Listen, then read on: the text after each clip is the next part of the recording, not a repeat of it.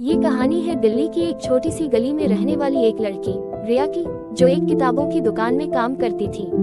उसकी जिंदगी में एक ही धारा थी, किताबें। हर दिन वह किताबों की दुनिया में खोई रहती और उसे यही अच्छा लगता था। उसकी जिंदगी में कोई बड़ा रोमांच नहीं था, सिवाय उसके सपनों के और उन किताबों के।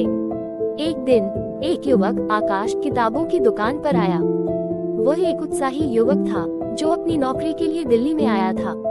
आकाश को भी किताबों से खास लगाव था और उसने दुकान में आते ही रिया से किताबों के बारे में बातचीत करना शुरू किया।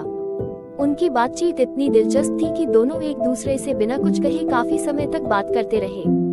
रिया को आकाश का व्यवहार बहुत भला लगा। आकाश के मन में रिया के प्रति आकर्षण धीरे धीरे बढ़ने लगा। वह जानता था कि रिया एक साधारण सी लड़की है, लेकिन उसकी आंखों में जो चमक थी वह उसे बहुत प्यारी लगती थी।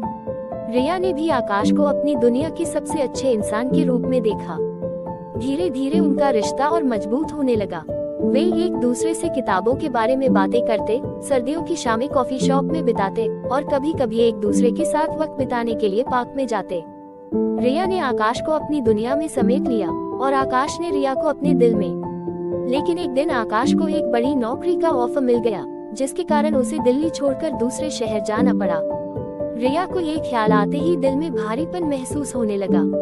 उसे समझ में नहीं आ रहा था कि अगर आकाश चला गया तो उसकी जिंदगी में एक बड़ी कमी रहेगी। आकाश ने रिया से वादा किया कि वह हमेशा उसका साथ देगा, चाहे वह कहीं भी हो। रिया की आंखों में आंसू थे, लेकिन आकाश ने उसे दिलासा दिया।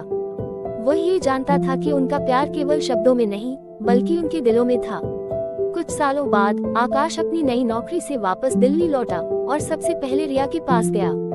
रिया और आकाश की मुलाकात एक नई शुरुआत थी। अब उनका प्यार और भी मजबूत हो चुका था और दोनों ने एक दूसरे से शादी करने का निर्णय लिया।